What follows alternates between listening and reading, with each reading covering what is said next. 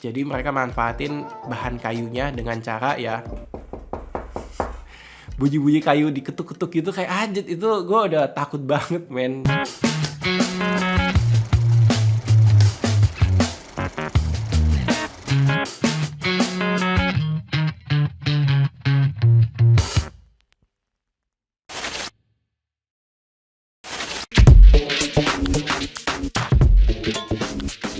Halo semuanya, selamat datang lagi di LNF, Lembaga Kocek Film. Masih bersama gue Re. Gue baru aja selesai nonton salah satu film horor terbaru di Indonesia ya, tanggal 7 Maret 2024. Judulnya Kuyang, Sekutu Iblis yang Selalu Mengintai. Ini judulnya cukup panjang, tapi kalau kalian browsing lebih detail dan kalian tahu bahwa film ini merupakan adaptasi dari novel karangan Ahmad Ben Bella di tahun 2022 yang sebelumnya sudah pernah dia tuliskan di dalam thread Kaskus gitu. Jadi thread Kaskus duluan, and then 2022 kalau nggak salah novelnya terbit dengan judul yang sama ya. Dan ya di tahun 2024 difilmkan oleh rumah produksi Ainigma Pictures, mendatangkan Yongki Onggestu sebagai sutradaranya dan Alim Studio sebagai penulis atau pengadaptasian ke filmnya gitu. Sinopsis cerita singkatnya, jadi ceritanya adalah sepasang suami istri bernama Mas Bimo dan Mbak Sri Atun, tapi dipanggilnya Sri gitu. Mereka berdua terpaksa harus pindah tempat tinggal ke sebuah daerah terpencil bernama Muara Tapah di tanah Kalimantan. Tapi pas sampai di sana, ternyata kehadiran mereka sudah ditunggu-tunggu oleh sesosok penyihir atau pemilik ilmu hitam kuyang gitu, karena mereka mau diincar gitu. Nah, film ini membahas dan mengungkap misteri kenapa sih mereka diteror dan lain sebagainya gitu. Surprisingly ya, sedikit pengantar, gue termasuk yang suka ketika dikasih horor yang seperti ini. Karena dari segi storytellingnya, ceritanya solid. Kalaupun ada beberapa bagian minor, itu beberapa kekurangan ya. Menurut gue sifatnya sangat minor sekali gitu. Jadi minor di level tergantung selera penonton, bukan minor yang bener-bener bikin kesel. Selain storytellingnya bagus, gue tuh dikejutkan ya bahwa film ini ternyata setengah ke belakangnya bisa ada drama, misteri, plot twist yang umpannya tuh bagus-bagus banget penempatannya. Diakhiri dengan klimaks yang ada elemen fantasinya, bikin gue tuh seru lah gitu. Gue nontonnya sih seneng gitu. Ketika gue nontonnya seneng, gue ngebahasnya juga bisa ikutan seneng gitu. Dan ya kelihatan lah dari wajah gue gitu. Walaupun gue bukan penonton film horor-horor banget gitu. Jadi ya gue akan bahas berdasarkan perspektif gue aja gitu. Pertama-tama gue suka dari segi penulisan dan karakter introduction di film ini. Jadi kalau kalian nonton ya, please banget jangan terlambat datang ke bioskop.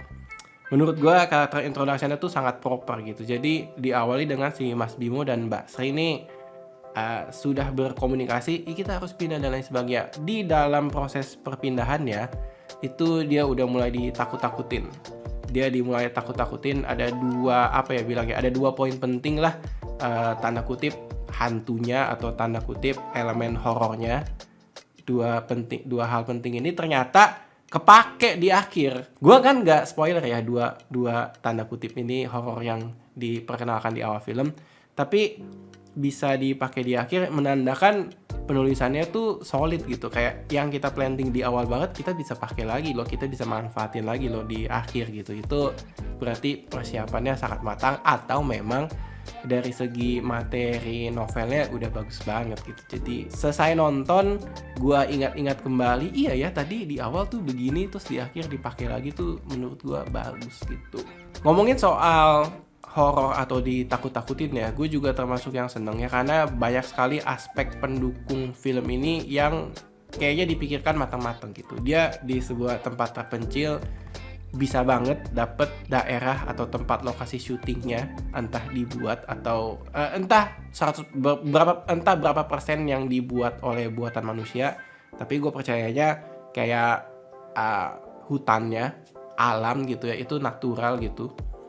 Ada hutan kecilnya di situ, banyak sekali pohon-pohon, daun-daun yang bikin suasana creepy-nya tuh dapet gitu.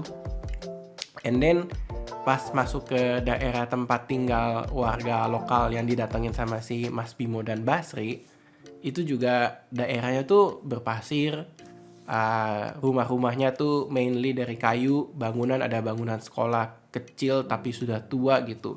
Itu semua bisa dicari. Kayaknya horornya lewat begini deh caranya kalau di tempatnya yang A, kalau di tempatnya yang B gitu. Itu menurut gua pinter banget gitu. Jadi kayak pemilihan tempatnya tuh nggak ngasal, perancangan tempatnya nggak ngasal. Kita tahu sekolah dan rumah masing-masing punya ciri khas masing-masing. Ciri khas inilah yang diracik, dimasak jadi oke, kayaknya sereminnya di sini deh gitu. Gua akan spoiler sedikit atau bahas sedikit. Semisal sudah pernah tayang di trailer gitu, jadi ya gue nggak spoil banget lah, kan di trailer aja mereka tayangin gitu. Jadi sesimpel horor di adegan rumahnya Mbak Sri dan Mas Bimo, itu kan rumah pedalaman yang mainly dibangun pakai kayu-kayuan. Jadi mereka manfaatin bahan kayunya dengan cara ya bunyi-bunyi kayu diketuk-ketuk gitu kayak anjir, itu gue udah takut banget men. Jadi bunyi-bunyiannya aja gue udah gelisah gitu. Pas dikagetinnya ya udahlah gitu. Sela-sela pintu atau sela-sela kayu ya disusun gitu kan, ada sela-selanya bisa ngelihat kayak aduh udah tahu kayak lu lagi diserbu sama hal-hal mistis, masa lu masih penasaran lihat keluar gitu. Tapi ya memang seperti itulah kalau film horor gitu. Gak cuman soal bunyi-bunyian, tapi gue juga gue perhatiin deh secara teknis dan penulisan horor. Kayaknya rumah ini dibangun dari nol, jadi bisa dimanfaatkan dengan sangat baik, dihitung dengan tepat lah, akurat gitu. Jadi luas lorong rumahnya seberapa, luas kamar tidurnya, luas dapurnya itu seberapa, pas Mas Bimo dan Mbak Sri bergerak-gerak di dalamnya, itu pergerakan kameranya yang dipegang oleh si kameramennya gitu ya. Jadi bagus banget dan dinamis gitu. Nggak nggak kasar. Apalagi editingnya juga cakep menurut gue ya. Setidaknya itu yang gue rasakan sih. Terus gue juga termasuk suka sama di elemen horornya ini memanfaatkan unsur culture di lokasinya. Jadi ini akhirnya kita dapat lagi ya.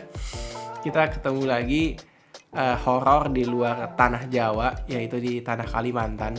Di situ diperkenalkan beberapa unsur mistis atau unsur kepercayaan warga setempat gitulah. Ada perlu pakai jimat, ada perlu pakai duri landak sama bawang putih kalau nggak salah gitu. And then ada lagi ya dukun setempat yang somehow di film ini tuh digambarkan bisa hidup berdampingan sama masyarakat setempat ya gitu. Jadi masyarakat setempatnya tuh sama salah satu dukun di film ini nggak resisten lah gitu. Jadi kayak in a way pas filmnya bercerita, gue sebagai penonton bisa begini ya ternyata di warga kampung sana gitu, warga lokal sana gitu sih. Itu yang gue suka juga ya. Dan ini yang menariknya nih, cara film ini mengenalkan unsur lokal ke kita sebagai penonton itu halus banget. Dalam artian mereka memanfaatkan tokoh utamanya kan merupakan pendatang dari luar pulau datang ke tempat terpencil tersebut.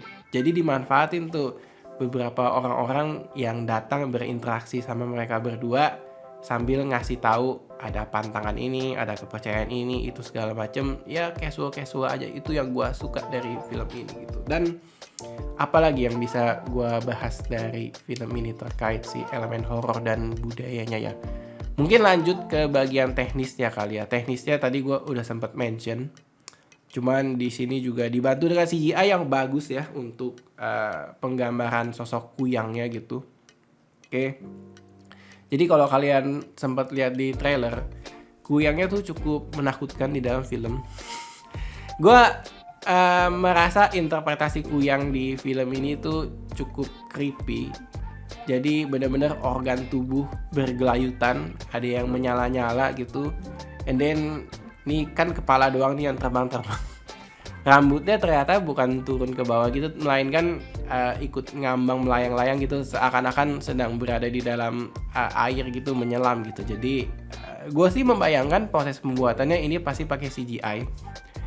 Ini pasti aktor aktrisnya pakai mungkin green screen atau blue screen gitu, atau di baju lah gitu.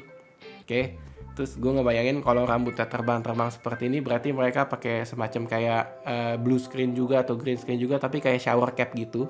Ya dibikin seakan-akan kayak botak lah gitu. Ketika botak terus wajahnya ditotol-totolin beberapa apa sih biasanya titik gitu ya, biar pas di CGI-nya tuh bisa rapi dan jalan gitu. Gue ngebayangin proses syutingnya. Kalian bisa kebayang gak sih proses syutingnya kayak, ya mungkin hantu ya kan belum ada nih karena harus pakai komputer dulu. Tapi pas di lapangan tuh gimana gitu, orang-orangnya harus benar-benar believe dan takut ketika ketemu lawan main atau aktor yang sedang memerankan si kuyangnya gitu, pakai baju biru, pakai atasan biru gitu, wajahnya ditotol-totol gitu, terus lari-lari takutin gitu. Itu gue kayak wow, ini ya menurut gue justru kalau kita nonton terus kita pikirin lebih jauh lagi, kita maksudnya pikirin perasaan pembuat filmnya gitu, oh kayaknya ini effortnya tinggi nih gitu, attention to detailnya ada berarti gitu, dan itu harus diapresiasi. Walaupun jujur kalau gue boleh komentar sedikit ya terkait CGI-nya, ada beberapa adegan yang menurut gue secara CGI itu kurang mulus. Jadi ketika sosok kuyangnya udah digambarin mulus, tapi lu ketemu CGI lain yang kurang mulus, itu kan kerasanya agak jomplang gitu ya. Jadi kayak ya mungkin mudah-mudahan kalau yang seperti ini next time atau next project dari rumah produksi atau ya pelaku-pelakunya bisa diimprove lah. Gue tahu kayaknya mungkin maksudnya gue menduga-duga kayaknya ya pastilah ada hambatan dan tantangan tertentu kenapa hasilnya seperti apa yang bisa disajikan. Tapi sebenarnya ini minor, subjektif, dan nggak mengganggu esensi utama dari ceritanya gitu. Nah, gue mau bahas masuk ke ceritanya nih, kenapa gue termasuk yang suka sama ceritanya, walaupun memang ada beberapa bagian yang ya bisa gue komentarin lah. Gue termasuk yang suka ketika storytelling di film ini tuh fokusnya bisa on point, gak kemana-mana, gak bertele-tele. Dua tokoh utama diteror, si suami mencari tahu si istri yang ditakut-takutin. Ketika suaminya mencari tahu, bertanya-tanya di warga lokal setempat gitu ya, petunjuk-petunjuknya dia dapatkan, dia susun petunjuknya, dia tarik kesimpulan, and then si suaminya tuh bertindak gitu. Itu menurut gua secara penulisan perjalanan karakter, kalau terasa make sense, kalau terasa believable, kalau terasa kayaknya kalau gua jadi dia, langkah-langkahnya juga gue ambil seperti yang dikerjakan oleh film dia. Itu menurut gue dari segi cerita, dari segi nonton pergerakan karakter, pergerakan tokonya, jadi sesuatu yang enjoyable. Ada kesan adventure-nya, ada kesan mengupas misterinya. Nah, ditambah film ini secara penulisan ya, secara timing juga, umpan-umpan misterinya tuh banyak dan bagus gitu. Bagus dalam artian kayak kita diperkenalkan satu karakter, gak langsung bikin kita cepat percaya ini kayaknya karakternya baik deh gitu, gak langsung bikin kita percaya ini karakternya jahat deh gitu, karena kan kita memposisikan diri kita sebagai dua karakter utamanya, si Mas Bimo sama Mbak Sri. Datang ke sebuah tempat terpencil, daerah yang benar-benar dia belum tahu sama sekali.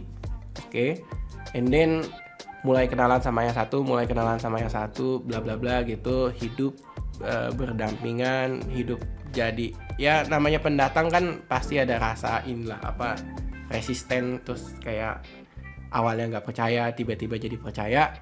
Itu perjalanan karakternya, itu perubahan titik balik karakternya tuh penulisannya, eksekusinya di tempo yang tepat gitu. Jadi pas kita tonton, pas gua nonton, gua tuh engage dan peduli sama karakternya, instead of menantikan apa sih yang cara apa lagi nih takut-takutinnya, actionnya seperti apa gitu, enggak gitu. Jadi gue juga peduli sama karakternya. Itu yang berhasil dilakukan di film ini gitu, ketimbang kalau gue boleh bandingin sama film-film horor yang pernah gue tonton sebelum-sebelumnya yang cukup mengecewakan buat gue. Nah, kalau yang ini tuh enggak, karena di penulisan karakternya seperti yang gue jelasin. Belum lagi pemerannya juga total banget ya. Jadi tokoh utamanya Mbak Sriatun diperankan oleh Alisa Abidin kalau nggak salah cara bacanya ya. Itu seru banget. Kalau kalian nonton trailernya, ya sempat ada cuplikan Mbak Sri ini kerasukan oleh sosok ilmu hitamnya lah gitu. And dia meronta-ronta terus kayang men. Waduh. Ya sebenarnya kan kalau orang kerasukan terus tiba-tiba badannya bergerak, gerakan-gerakannya aneh atau gerakan-gerakannya tidak biasa dilakukan oleh manusia normal gitu, itu sudah cukup mengerikan dan creepy gitu ya. Kayang tuh sering kejadian lah di film-film horor pas ada adegan orang kerasukan. Tapi di filmku yang Sekutu Iblis yang Selalu Mengintai ini, justru nggak cuman kayangnya doang. Tapi kalau kalian perhatiin detail ya, kalau kalian nanti nonton ya, perhatiin pergerakan kameranya. Itu rapi dan cantik banget dan ikonik lah menurut gue di dalam film ini gitu. Bahwa gue salut sama sinematografernya sih, kayak oke, kita punya adegan kerasukan dan jadi kayang nih. Tapi supaya beda dibanding film-film yang lain gimana ya? Oke, gimana coba kalau kita mainin angle kameranya kita puter dikit aja gitu. Nah, itu jadi estetik tuh menurut gua. Gak cuma soal kayang ya. Persis sebelum adegan itu gitu, ada beberapa gerakan yang bikin gua cukup kaget dari si karakter utamanya. Loh, kok ini kayak pose yoga gitu? Dan ternyata setelah gue browsing, pose yoga gitu bener gitu. Jadi ya gue amazed aja sih. Wah, ternyata bisa dimanfaatin seperti itu ya. Gitu, itu gue suka banget sih. Dan gue gue lupa nama lengkapnya. Tapi kalau kalian pernah lihat iklan di TV, iklan soal rokok gitu, gue gak usah sebut merek rokoknya. Ku beri kamu satu permintaan, yang meran jadi jin ya. Kalau gak salah namanya Totos Rasiti itu juga jadi apa ya bilangnya, comic relief di dalam film ini. Kadang lucu di waktu yang salah. Gue kesel banget. Maksudnya dia perannya bagus, dia sengaja mengelucu, tapi kita sebagai penonton tuh tahu persis bahwa secara atmosfer adegan tuh itu lagi serem-seremnya. Kok lu bercanda sih gitu, kayak lu gak punya perasaan baik-baik apa ke tokoh utama. Ini mereka tuh abis diteror, abis di gitu, rumahnya didatengin apa segala macem, terus didatengin nggak apa-apa. Nah, kayak perasaan yang dipermainin seperti ini sepanjang nonton film, kayak gue gregetan banget sama karakter ini. Itu berhasil dieksekusi dan feel nontonnya tuh gak cuman soal ditakut-takutin doang gitu. Oke, termasuk satu karakter yang diperankan oleh Putri Ayudhya yang ini bener-bener sih salah satu gong dari filmnya ya. Gue tuh selalu amazed dengan Putri Ayudhya. Gue bilangnya, gue nggak mau spoiler terlalu banyak gitu karena harus kalian saksikan sendiri. Tapi peran dia di film ini sih top banget gitu, luar biasa banget. Kalian akan berasa dia bisa acting sebelum sama sesudah setengah film gitu ya. Itu bisa, ternyata range actingnya tuh jauh banget gitu. Termasuk juga beberapa karakter pendukung lainnya gitu, tapi ya belum se-ikonik yang dibawakan oleh Putri Ayudhya di film ini gitu. Gue percayanya aktor aktris ini kalau dikasih kesempatan sebagai pemeran utama dan pemeran penting di dalam film lainnya bisa seperti Putri Ayudhya di film ini gitu. Oke. Seru sih sebenarnya bahas terkait si Kuyang Sekutu Iblis yang Mengintai gitu. Gue rasa ini salah satu film yang potensial. Please banget kalian nonton. Kalau udah nonton, kalian ikutan diskusiin di kolom komentar gitu ya. Setuju gak sama pendapat-pendapat gue? Gue termasuk yang suka dari segi penulisan, dari segi eksekusi. Terus gue juga suka ternyata film ini kayaknya potensial ada sequel ya, karena ada mid credit scene. Jadi silakan ditunggu ya. Gue nggak mau spoiler mid credit scene-nya seperti apa, tapi ada satu. Jadi ya that's it. Itu aja sih yang pengen gue bahas. Thank you banget buat teman-teman yang udah nonton dari awal sampai akhir. Semoga selama nonton tayangan ini hari kalian menyenangkan dan kalian jadi terekomendasi untuk nonton film Kuyang, atau kalau udah ada yang nonton ya ikutan diskusi bareng-bareng seru-seruan di sini gitu. Oke, sampai jumpa di video dari LNF ya, Lembaga Ngoceh Film lainnya di next episode gitu. Oke, bye bye semua, thank you, gue pamit undur diri.